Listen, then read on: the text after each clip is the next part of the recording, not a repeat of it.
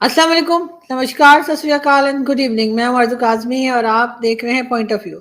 हमारे साथ ये दिल्ली से आपके जाने पहचाने रोहित शर्मा। बहुत शुक्रिया रोहित, क्या जा पाए, थैंक यू सो मच। और मेरा ख्याल है किसी को बताने की जरूरत नहीं कि रोहित जर्नलिस्ट है, सभी जानते हैं रोहित को और रोहित के चैनल को भी। तो इसलिए, और वैसे रॉ के एजेंट भी मशहूर हो चुके हैं, इसलिए रोहित के बहुत सारे टाइटल्स हैं और सब लोग सभी जानते हैं। बहुत शुक्रिया, क्या जा पाए, थैंक यू सो मच। सबसे ज्यादा तो मुझे आपके वो लोग जानते होंगे, वो भाई लोग जिन्होंने मेरी ऑडियो रिकॉर्डिंग रिलीज की थी, और उससे ज्यादा मुझे आदिल राजा जानते हैं। रात में 2 बजे भी कोई रोहित शर्मा बोलता होगा उनके सामने तो बोलते हैं अच्छा एक और ऑडियो रिलीज हुआ क्या। तो बिल्कुल ऐसा है। तो thanks a lot for calling me. और बहुत ही सर्दी का मौसम आ गया और आपको ठंड लग नहीं रही है, ऐसा पता नहीं क्यों क्यों, क्यों नहीं गिरी हुई नहीं गिरे थे नहीं तो वही है नहीं नहीं, वो मैंने हीटिंग ऑन की हुई है, इसलिए इतनी ज्यादा सर्दी नहीं लग रही। जब हीटिंग बंद होगी तब होगा। लेकिन खैर, ऐसी चीजों से मेरा ख्याल है कि जो लोग ट्रोलिंग करते हैं या जो लोग हमारे पीछे लगते हैं, हमें कुछ बोलते हैं, हमारे ऊपर तरह तरह के नाम लगाते हैं, तो कि इसके एजेंट हैं और उसके एजेंट है, उससे फर्क नहीं पड़ता। इसलिए कि जर्नलिस्ट जो है उनकी लाइफ में ये चीज आती है, और अगर नहीं आती तो मेरे ख्याल में फिर वो जर्नलिस्ट ही नहीं है। इसका मतलब उन्हें कुछ कह ही नहीं रहा, तो फिर कहीं ना कहीं डाउटफुल हो जाना चाहिए कि आपका जो ठीक है। आपने कैरियर जो आपने चूज किया उसको आप सही से नहीं लेके आगे बढ़ रहे। मगर आज हम बात करेंगे मसूद अजहर की। मौलाना मसूद अजहर का काफी टाइम से दिखाई नहीं दिया था, तकरीबन 20 साल से कहा जा रहा है कि नहीं दिखाई, और फिर अचानक से एक बार फिर आप जानते हैं कि किस तरह से इसकी बात की जा रही है, और कहा जा रहा है कि इसने फिर जहाद जहाद का की बात की है। फिर कहा है कि जी अमेरिका को भी धमकी लगाई है, साथ साथ इसराइल को, और भारत तो खैर हिट लिस्ट पे इसके रहता ही है। शहबाज शरीफ साहब आज बात कर रहे थे, हमारे प्राइम मिनिस्टर, और खैर मसूद अजहर पे बात नहीं कर रहे थे, वैसे बात कर रहे थे वो किसी इवेंट में, और उनका ये कहना था कि टेररिज्म खत्म होने तक वो चैन से नहीं बैठेंगे। रोहित, आपको लगता है कि वो कभी बैठ पाएंगे, या अब अगर ये स्टेटमेंट उन्होंने दे ही दिया है कि वो टेररिज्म खत्म करने तक पाकिस्तान से आराम से नहीं बैठेंगे, तो मतलब बाकी लाइफ वो परेशान रहने वाले, मतलब चैन से नहीं बैठने नहीं वाले? नहीं, वो इंग्लिश थोड़ी सी कमजोर है। उन्होंने बोला था कि टूरिज्म खत्म होने तक चैन से नहीं बैठेंगे। इतने लोग सड़कों पे मर जाएंगे कि साला कोई टूरिस्ट आएगा ही नहीं पाकिस्तान की ओर। तो टूरिज्म खत्म होने तक टेररिज्म किसने बोल दिया यार? टेररिज्म वो गलती आप लोग टाइपिंग एरर है, उसको आप ऐसे सीरियसली दिल पे मत लो। जो वैसे भी आपकी सड़कों पे जो हो रहा है, किसी को भी लिंचिंग हो रही है, तो टूरिज्म खत्म हो ही जाएगा ना कुछ दिन में।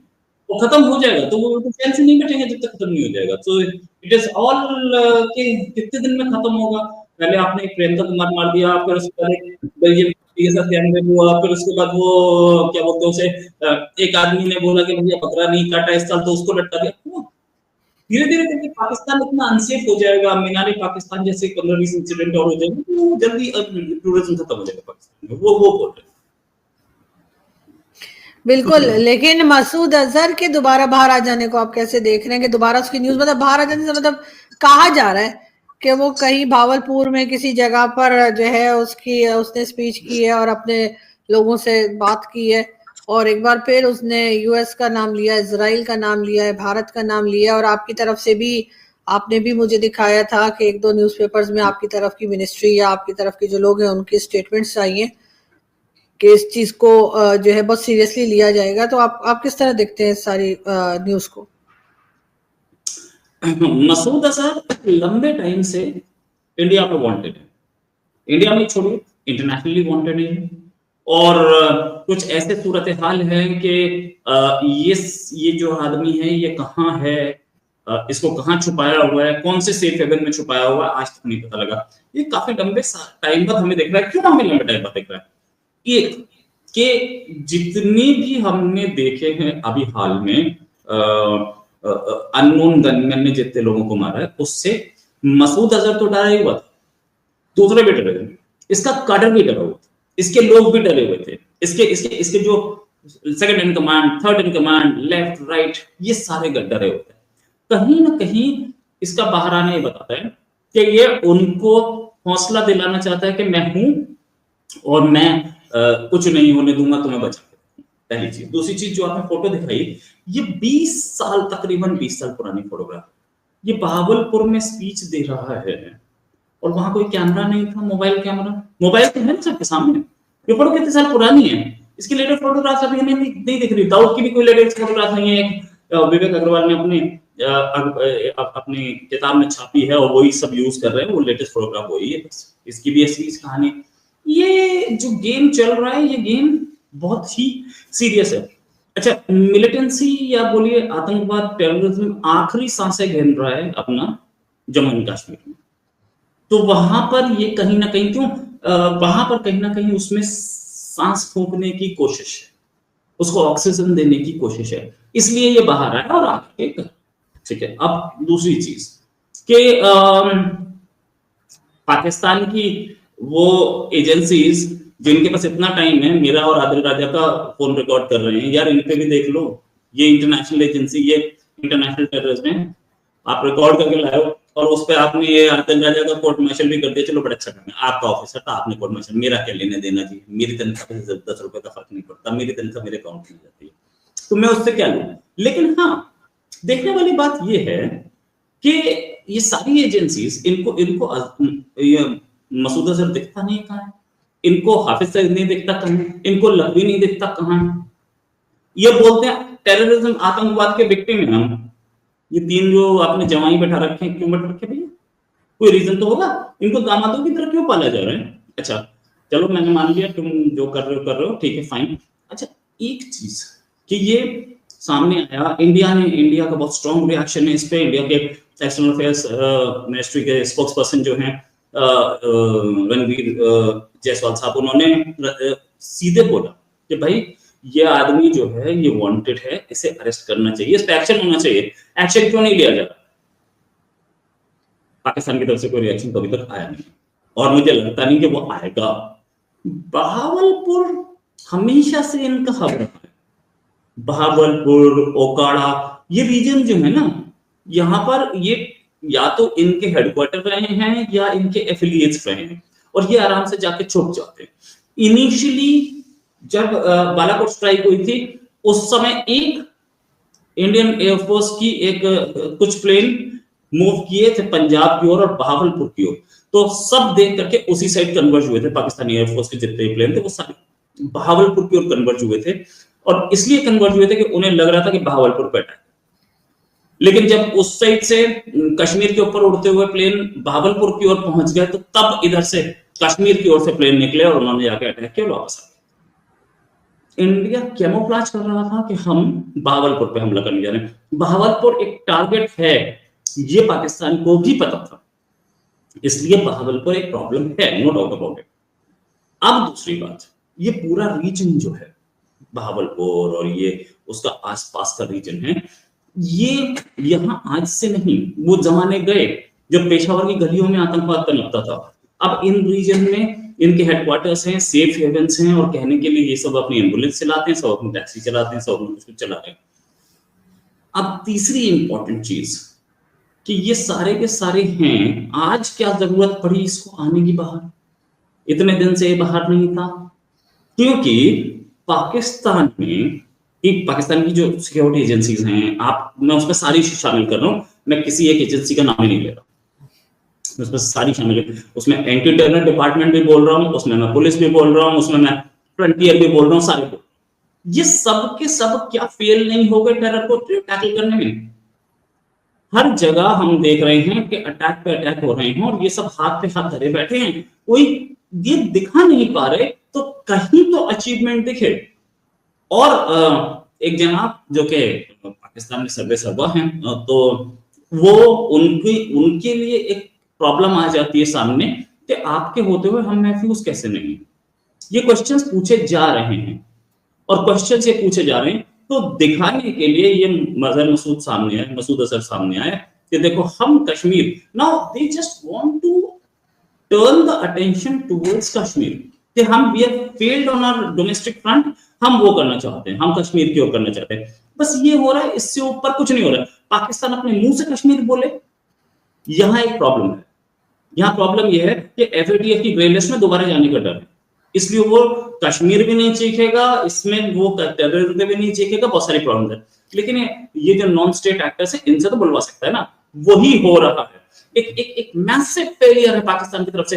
आई टेल यू, कल टीटीपी ने अपनी फिगर्स दी, हालांकि एक टेररिस्ट ऑर्गेनाइजेशन पाकिस्तान मानता है और इंडिया भी कोई ऐसा उसको कोई साधु संत ऑर्गेनाइजेशन नहीं मानता, लेकिन उसके फिगर्स को मुझे कोट करना ठीक नहीं लगता, लेकिन मैं फिर भी कोट करता हूँ।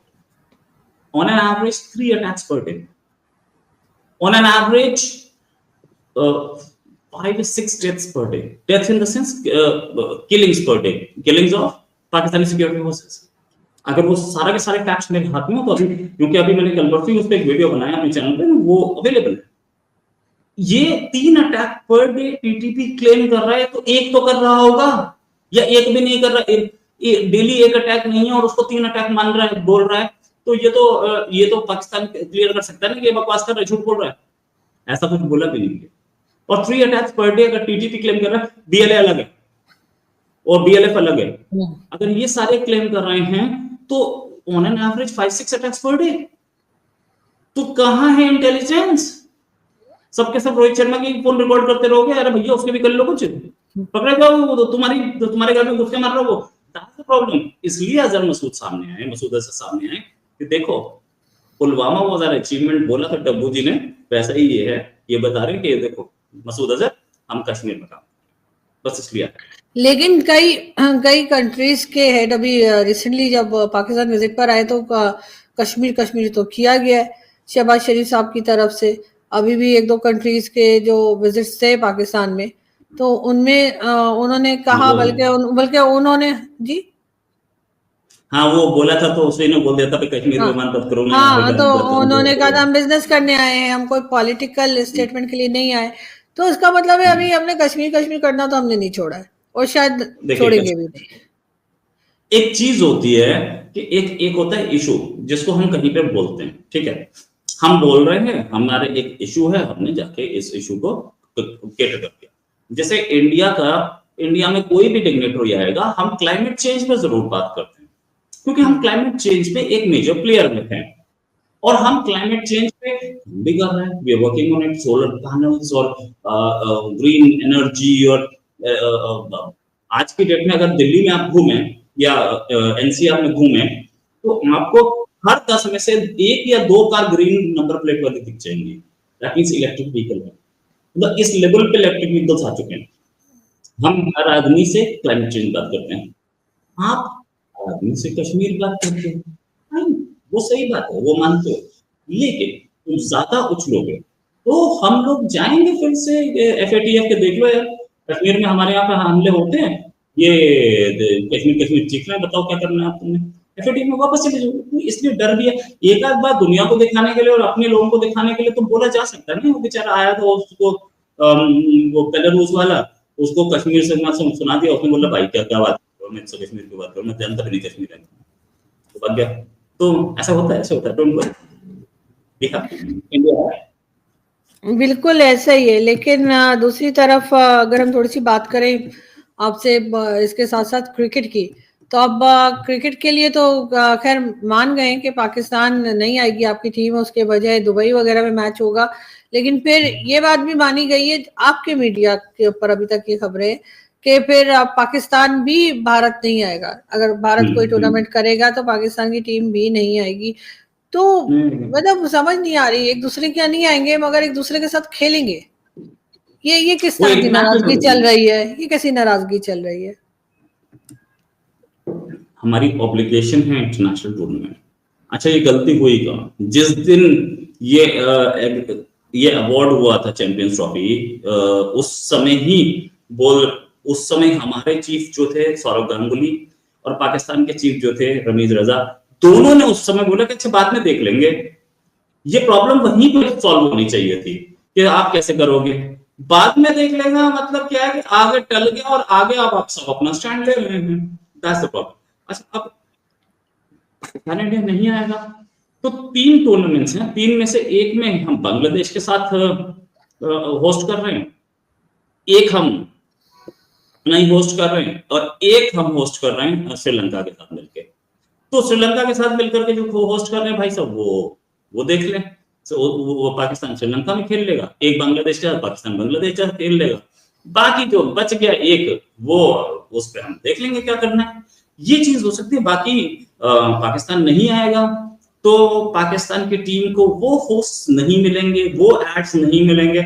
मुझे लगता नहीं है पाकिस्तान ने जो बोल दिया वो कर पाएगा वो, क्योंकि इंडिया में मैच होगा तो स्पॉन्सर पेप्सी, कोक, ये सारे स्पॉन्सर्स जो बड़े बड़े मल्टीनेशनल्स हैं, इंटेल है, वीवो है, ये सारे स्पॉन्सर्स आपको मिल जाएंगे। नहीं आप इंडिया में खेलना चाहते हो, इंडियन ऑडियंस आपको टारगेट नहीं कर पाओगे, तो फिर आप वो छोटे मोटे एड्स पे चले जाओगे, तो नुकसान पाकिस्तान का, ये हमारा कोई नुकसान नहीं। तेरा ये कहते हैं ना, मेरा कुछ नहीं जाता तेरा घाटा, तो इसमें तेरा घाटा मेरा कुछ लेकिन नहीं जाता हुआ दिखा। पाकिस्तान तो कहता है जी बाकी टीम्स आ रही हैं, भारत जानबूझ के नहीं आ रहा है, या भारत खुद ऐसा चाहता है कि पाकिस्तान ना आए। क्या वाकई आपको लगता है बाकी टीम्स जो आ रही हैं उनको कोई सिक्योरिटी कंसर्न्स नहीं है, उन्हें कोई डर या खौफ नहीं है? उनका सिक्योरिटी कंसर्न देखना उनकी प्रॉब्लम है, हमारी नहीं। हमारा सिक्योरिटी कंसर्न देखना हमारी प्रॉब्लम है, ठीक है। हम अपने सिक्योरिटी कंसर्न को देख रहे हैं, उनको लगता है कि हम खेल सकते हैं तो वो खेलेगा, हमने तो मना किया, हमने ऐसा बोला ही कभी नहीं कि आप मत खेलिए, ठीक है। अब जहां तक बात यह है कि सिक्योरिटी कंसर्न है, यस, अगर एक कंट्री के मेन एयरपोर्ट कराची एयरपोर्ट पे ब्लास्ट होता है, सिक्योरिटी कंसर्न तो है यार। ऑन एन एवरेज महीने में, दिन में 3 अटैक हो रहे हैं, सिक्योरिटी कंसर्न तो है यार। और ये अभी टीटीपी जो रिलीज किया था वो ये बोला था कि 7 या 8 अटैक्स उन्होंने